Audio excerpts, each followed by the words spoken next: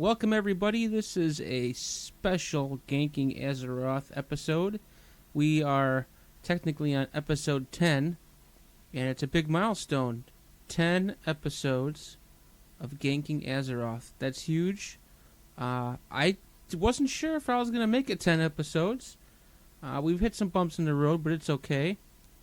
And our viewer number, like our download number, is a lot higher than I thought it would be too. So, that's all good things. We're hitting our milestones. But this is a very special episode for another reason. And that reason is Classic World of Warcraft launches in less than 24 hours.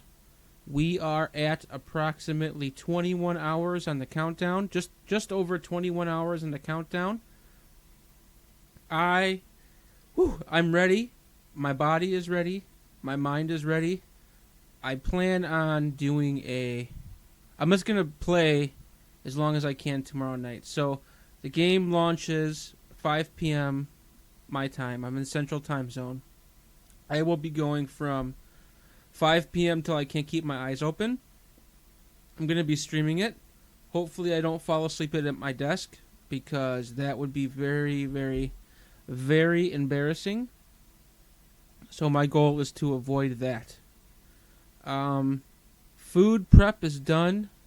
My beverage prep is done. I got a little mini fridge right to my right here, and it is stocked full.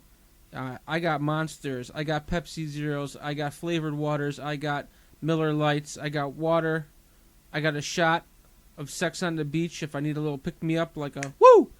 I got it all. I'm ready to rock and roll tomorrow. There's not much more to say than that, other than let's bring it on, let's get it. I'm ready to beat the server boss. The server queue time boss. Anyways. A lot has happened since our last episode. There's been a lot of classic news. I probably should mention before we go any further. This episode is going to be classic only.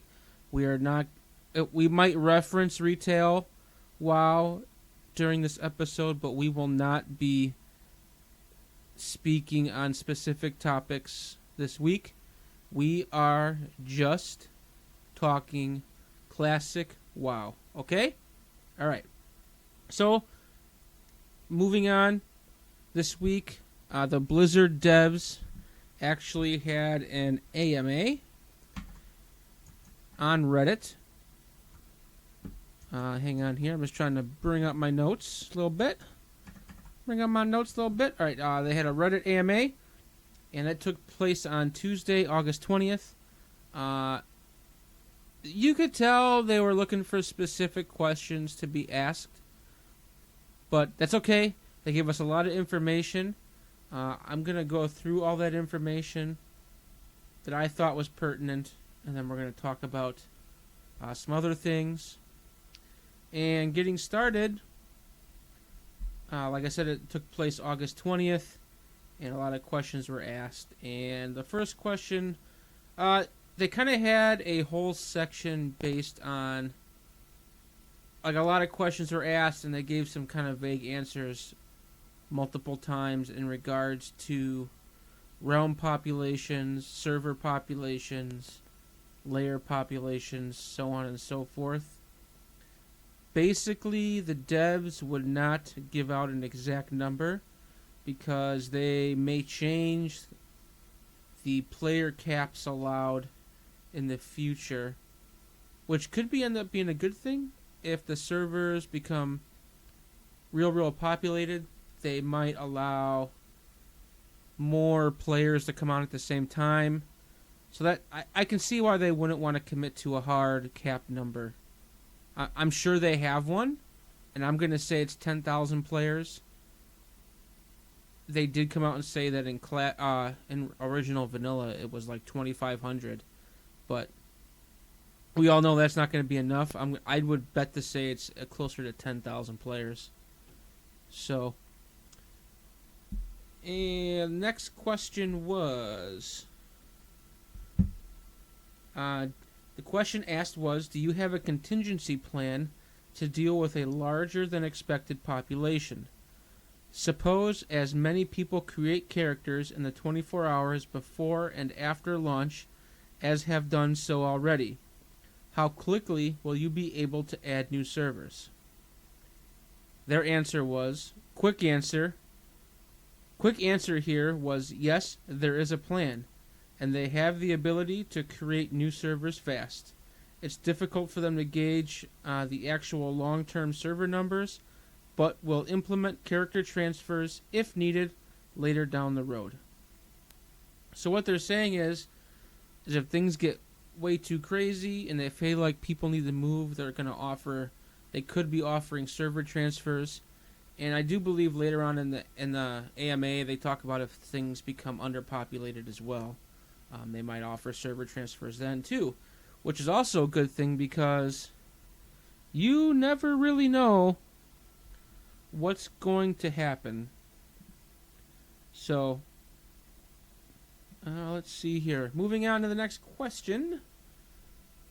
A couple questions were asked about paid, like the Blizzard store in Classic WoW, paid character transfers, so on and so forth. And their answer was pretty much no paid services other than character transfers if needed. If needed was key. They don't want to do it, even though character transfers were a thing back in Classic WoW. Vanilla WoW, so to speak, excuse me. They don't want to do it unless they have to, which is good. We want to keep that store out of Classic. We don't want that stuff in there. Moving on to the next question, we had a person who asked, what are the plans after Phase 6? More content for Classic or moving to TBC, also known as the Burning Crusade? This question was basically, for those of you who aren't up to date with the terminology, Phase 6 is going to be the last patch, so to speak, for Classic WoW. This question was basically asking, what are your plans in the future after the last patch? And, everybody's kind of clearing content. Are you going to be adding new custom content, or are you just going to be moving everything to... Or are you going to open up Burning Crusade servers, or do nothing at all, basically? The answer was, we've done most of the work by bringing back 1.12, so progressing to the Burning Crusade would be a lot easier for us. Our plan is to identify everything we need to do should we ever decide to go this route. We want to be sensitive to the desires of our players. Some may want BC, and some may not. We'll be following the Classic community closely to help determine what our next steps should be. I love that answer. That just means that they're open. They're open to possibly have Burning Crusade servers, and they're open to actually just releasing brand new content for WoW Classic, which is interesting. I don't know how you would do that. I don't even know what that content would be, but yeah, I think that would be freaking amazing, actually. And moving on to the next question, there was a question in regards to transferring gold between Classic and Retail or BFA, and their answer was no gold transfers between Classic and Retail. I hope this also extends to transmog items, mounts, etc. I hope nothing transfers between the games. Like, I want these games to be completely separate. There should be no transfers between these games. Next question. Someone asked if Mankirk's wife would be moved. Apparently in Classic WoW there was a quest where you have to find Mankirk's wife. I've actually never done this quest. Apparently, from what I have seen on the internet, is that like the quest says, you have to find Mankirk's wife, but it doesn't. You just have to kind of stumble upon her. It doesn't give you much more than that, and which is really neat. I think, BFA needs to have more quests like that. But in regards to the specific question on the Reddit AMA, Blizzard's answer was no changes, meaning the quest is going to be there, and Mankirk's wife is going to be in the original location.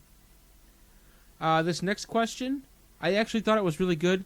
They kind of gave a real long, drawn-out answer, but I kind of summed it up.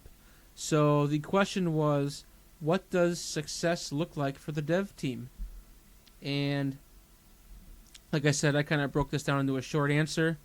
Short answer, old players relive experiences and have fun. New players make experiences and also have fun. Basically, everybody have fun playing the game. I agree. Just have fun. Don't try to base if you're having fun because, don't try to determine whether or not you're having fun based on what somebody else is doing. Do what you want. Have fun. Take, if you want to speed level your first character, speed level it. You want to take your time and take it all in, do it. You want to push for Molten Core World First in 9 days? Go for it, man. Go for it. Don't, just because somebody else is doing it a different way doesn't make it wrong. So, just have fun. This game is an amazing game. I played the beta. I hate to say this, but I did try out 1 through 15 on a private server, and it was some of the most fun I've ever had in my video game life, and I'm stoked. So just have fun. Next question. Someone asked, did you find any... To make the question, I just kind of abbreviated the question here in my show notes. But someone asked, did you find anything interesting in the old source code? Basically, the devs found some comments from the old coders back when they originally made the game. Some comments in the code they thought was funny, and a couple of the devs actually talked about how they saw some of the old code that they had actually written, and it took a lot of self-restraint not to go back and fix that code because it could have been done differently.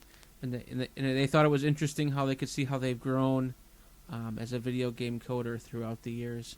So I actually thought that was kind of neat. It's almost like looking into it's like almost looking into a time capsule. Literally, it literally is. This was all stuff that was done, 15 years ago, and now you're just kind of cracking the case and looking into it. And moving on to the next question.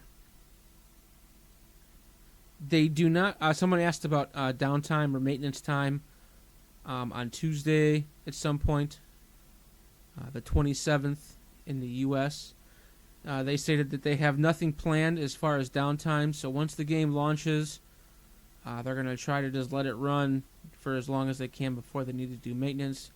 Nothing is planned until their first scheduled maintenance session. Let's see here. Moving on to the next question. There's a couple questions asked about, how the devs felt when they were asked to be a part of the project. Basically, the devs were excited when the team was told that they were actually going to be making the project. I can't even imagine being on the WoW team to begin with, let alone being in that room and they're like, hey, guess what? We're going to go back and make classic WoW. It blows my mind. I think that would have been so awesome to be a part of. There was a question asked about loot tables, and it got into some real detailed stuff in regard to specific loot tables and patches and specific content patches, so on and so forth. But basically, the short answer is that loot tables before Phase 2 are going to be from patch 1.9, and loot tables in Phase 2 are going to be from patch 1.10 due to the loot table problems. It had something to do with specific pieces that weren't available. It had to do with Molten Core. So like, Molten Core had different items that dropped in later patches, and the question was basically asking about those items. Like, are they going to be able to be looted at launch? Because if they are, it's going to change the outcome of the other patches, other phases, blah, blah, blah, blah, blah. So basically, everything, so patch 1 is going to have loot from 1.9, and phase 2 is going to have loot from patch 1.10, and then I don't know how 3, I'm sure 3, 4, 5, and 6 will progress on to 1.12 at some point, as they naturally would have to, as Next Rammus is part of 1.12. So, anyways, moving on to the next question. I have a feeling this is going to be kind of a shorter podcast. I'm kind of blasting through questions here, but that is okay. Bigger isn't always better, right, ladies? Anyways, shoot, where did I leave off? Okay, there was a long question about layering / phasing / whatever you want to call it.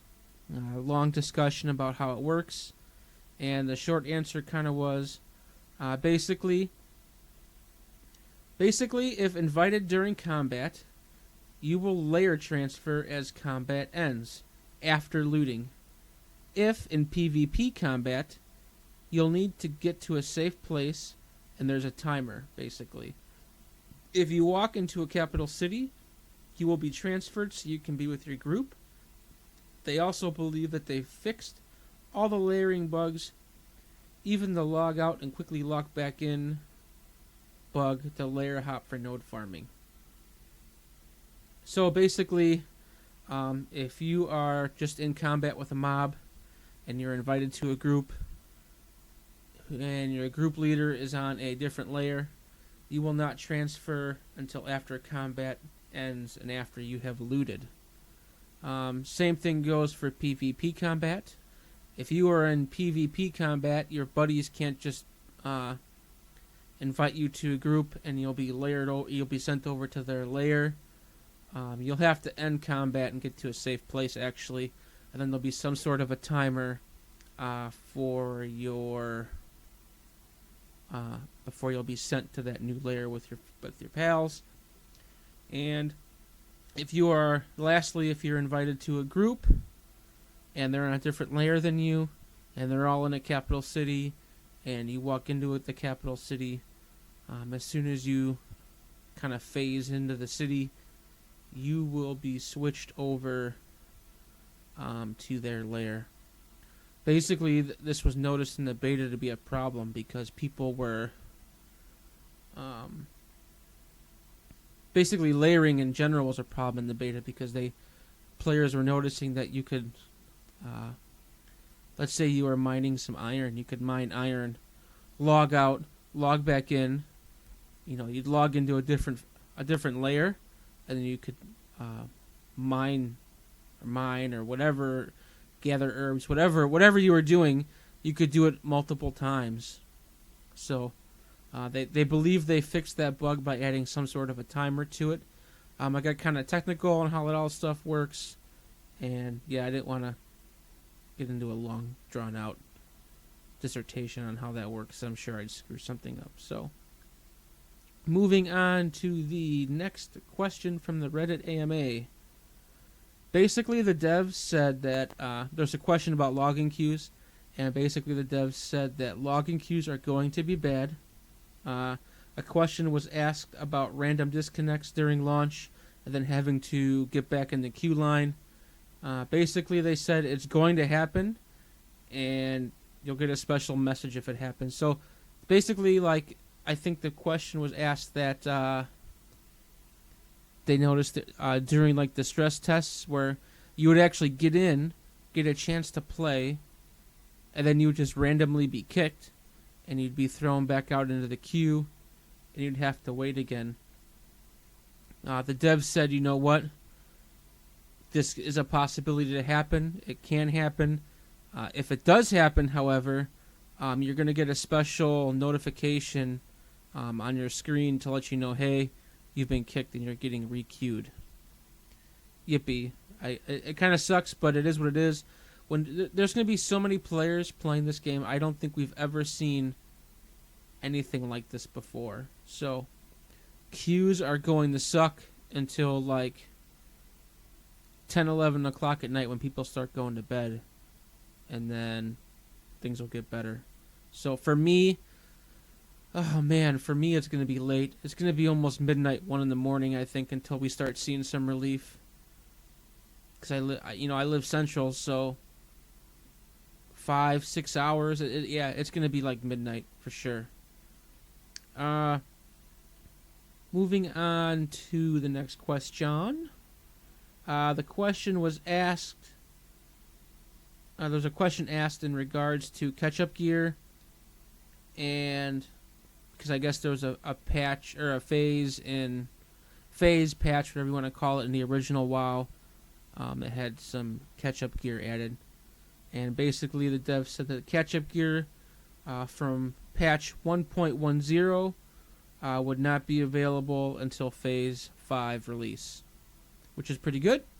Phase 5 is Phase 5, and Phase 6 is the last phase. So, anyways, that's pretty good stuff. Moving on to the next question. The question was asked in regards to layering and how it works. Basically, the short answer to the question was, a person who initiates an invite will bring the invited player to their lair. Damn, that is some freaking tongue twister. So yeah, basically, if I invite, let's say I invite Rurik to play and we're on different lairs, since I initiated the invite, he will be moved to my lair, and vice versa. If he were to initiate the invite, I would be moved to his lair. So that's how that's going to work. Moving on to the next question. There was a question asked about the AQ event and how that was going to work.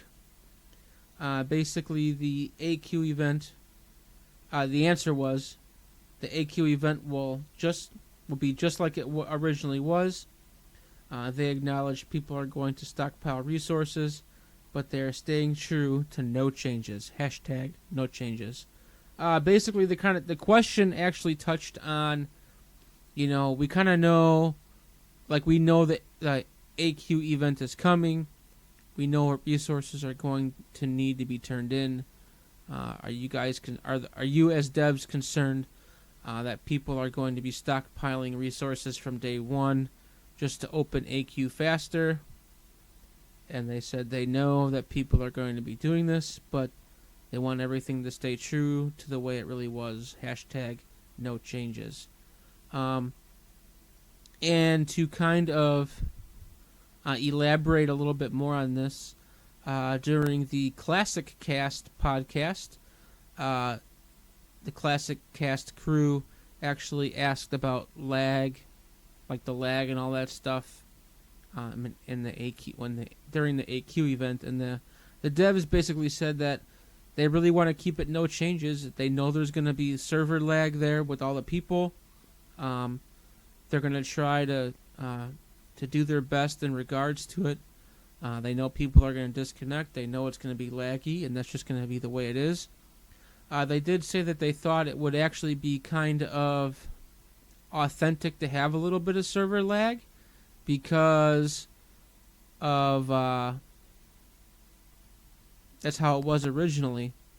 And I guess to elaborate even more, I think the original question by the Classic Cast crew had to do with like layering and all that in regards to AQ, because they plan on turning layering off completely at Phase 2. That's their goal, and I think AQ comes out after Phase 2, so I think that's where that question came from.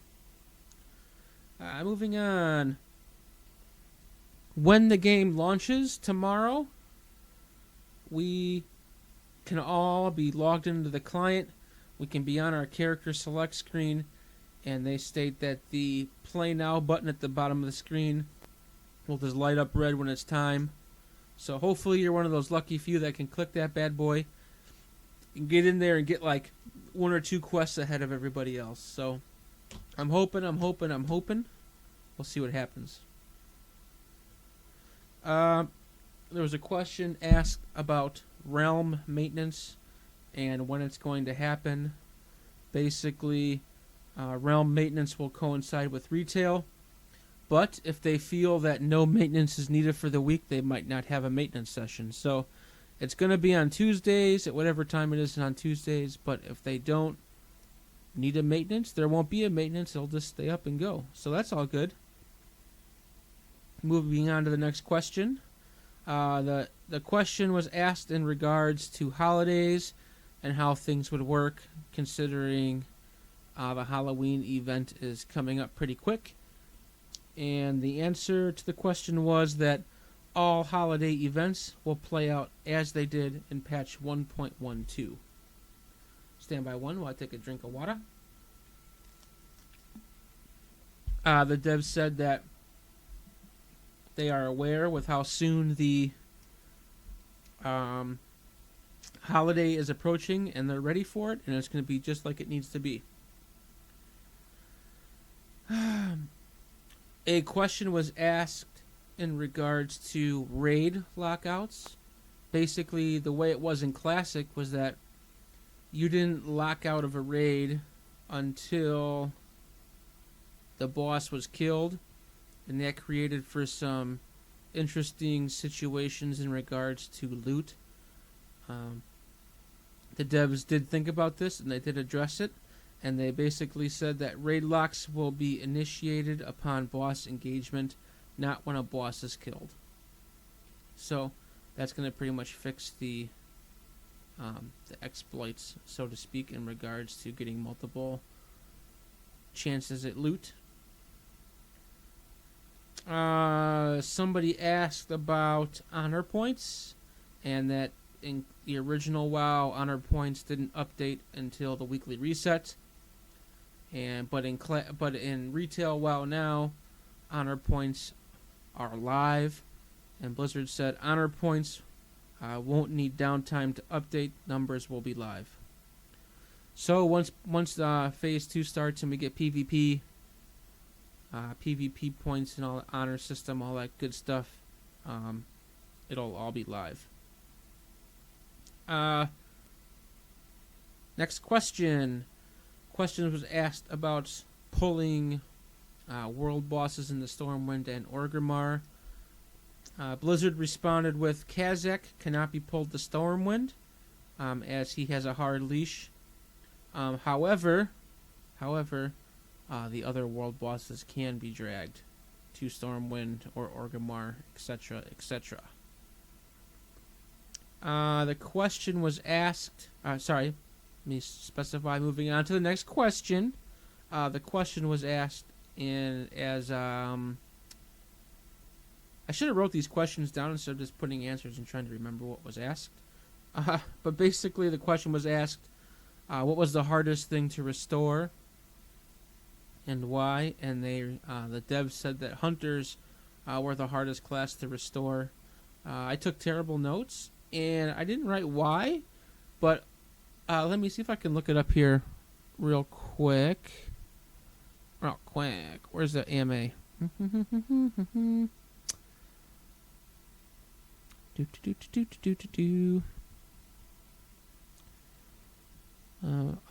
It has a hard leash, but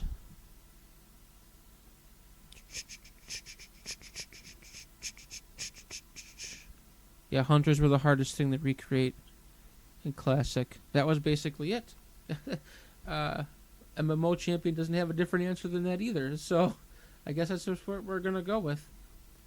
I do remember though that in the Classic beta, the hunters were actually kind of really bugged out, so it's pretty good they got them all fixed up and stuff.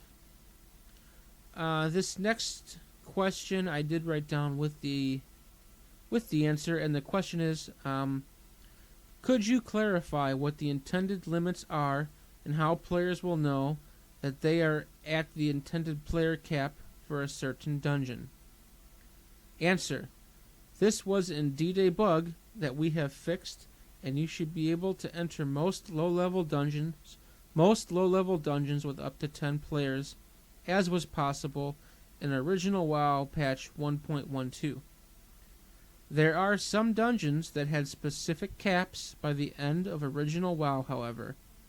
To be specific, all lower-level dungeons available through Moradon should have a player cap of 10, with Blackrock Depths, Shalamance, Stratholme, and Dire Maul being capped at 5, as was the case in original WoW 1.12. Blackrock Spire should also have a cap of 10 players. Good to know.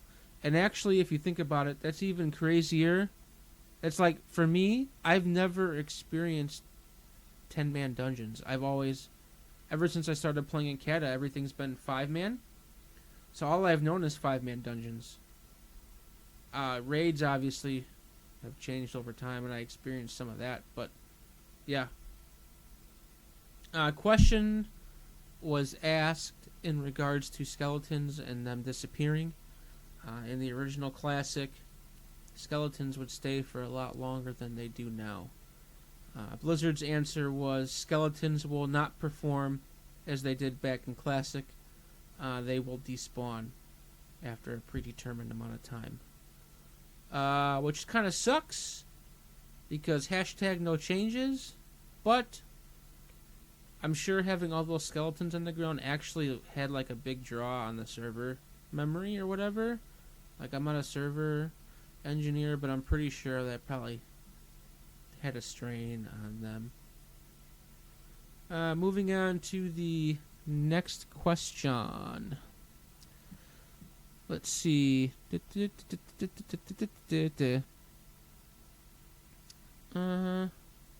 World buffs will remain the same. It was a question in regards to world buffs, and like which ones would drop off, which ones would stay.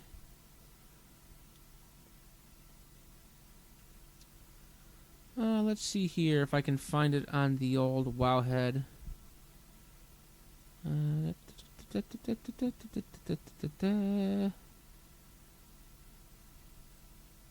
Nope, I can't find the question.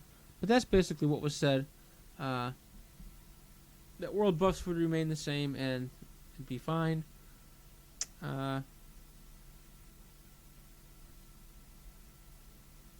This next question was about bugs, and basically they went through a lot of bugs. They've tried to fix what they could, and they tried to match the reference client as best they could. Short and sweet answer in regards to that. And that is the entire Reddit AMA that I thought was pertinent, but actually, when I was looking up some other things, I think there was a couple of things on here. Oh, here's the question. I found it in regards to debuff. The original question was, will there be a debuff priority system in place to ensure important debuffs stay on targets and aren't overwritten by things like deep wounds? 2. In the beta, arcane missiles stops channeling when players flee out of range of the initial spell cast. Many people I've talked to, and I recall it working differently in vanilla. We remember that after the initial cast, it would have infinite range and keep channeling and dealing damage to the target. Is this accurate and in need of fixing in Classic, or are we incorrect? Answer: there is a debuff priority system in vanilla, and we replicated it. The issue with range and arcane missiles was fixed by 1.12, and we've kept that fix. Okay.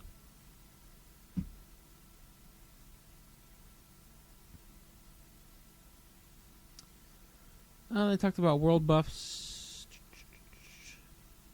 Oh, I think that's what I was trying to speak with that last question. That world buffs have been fixed and brought back to match the reference client. I guess they had some problems in the beta. Some other things to note. Blizzard. So that's it for the Reddit AMA. We're done with that now. Just to kind of, we're just about done here with the podcast. We're getting close to the end here, folks. We're getting close to the end. Just a couple more things we wanted to discuss. The Blizzard devs are really stressing to everybody that the populations are going to be crazy. Basically, Blizzard is really encouraging people on the Herod, Faralina, and Whitemane servers to move to lower population servers because queue times are going to be terrible. Like when Blizzard says terrible, they mean like hours long, 2 hours, 3 hour queues just to get into play. So if you can move to a lower pop server, they really, really suggest that. And Blizzard is actually going to be adding 2 more PvP servers and 2 more PvE servers on Monday before they open up the... let's see, it's actually specified as Monday, August 26th at 10 a.m. PST. So about 5 hours prior to launch, they're going to be adding 4 more servers. Like I said, 2 more PvP and 2 more PvE servers to the server list. And if I did the math right, that's going to be bringing things up to, at least in the North America, the NA region, up to 6 normal servers, 10 PvP servers, 1 roleplay server, and 1 roleplay PvP server. And just prior to starting the podcast, I did go ahead and take a look. They're all full. There's only a couple that are at medium, and I'm sure by Monday night, when things go live, they're going to be full. So I don't know what Blizzard plans on doing in regards to that, actually. So it's going to be a shit show. It is going to be a shit show. Classic. Let's see here. Next topic to talk about, Blizzard on Classic Cast. The podcast we were talking about earlier, the other podcast. The devs were asked in regards to add-ons. And I think it's easier for me just to read the blue post in regards to the Classic LFG add-on restriction. So I'm going to answer that question. Or I'm going to read that question answer for you.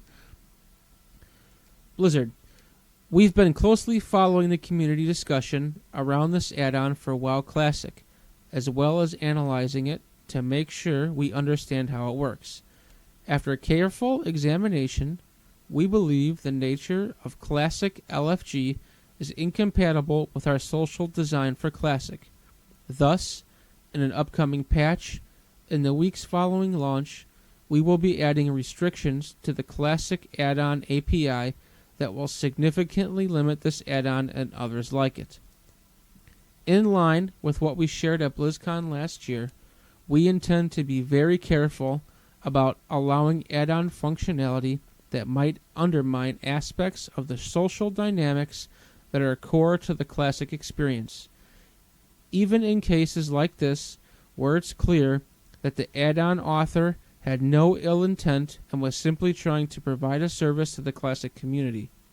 Ultimately, if a streamlined group finding system was something we considered compatible with Classic, we would have kept the modern pre-made group finder tool rather than choosing to remove it from the Classic client. It's difficult to articulate a clear-cut rule for exactly when an add-on crosses the line. However, when an add-on goes beyond presenting information or providing aesthetic customization and attempts to create an interconnected social network that relies on other players also using the same add-on, we are likely to scrutinize it particularly closely. Boom. Basically, they're saying here that LFG wasn't in Classic. They don't want it in Classic. hashtag no changes. They're breaking that add-on. And basically, the last little part here, the way I understand it, is that if there's an add-on that allows other players to have to use the add-on to talk to each other, they're going to look at that and possibly break it. So, all good stuff. All good stuff. And going on here, I think that's about it, guys. There really isn't too much more news to talk about. I think that Classic Reddit AMA was the big news of the week. If you guys want to check that out, go head over to the Classic WoW Reddit forum, subreddit page, whatever the hell you want to call it, and take a look at it.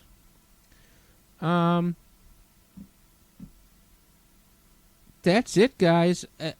Moving forward, I would kind of like to, for those listeners that listen on a weekly basis, or even if you don't, if this is your first time, whatever, I guess it really doesn't matter. I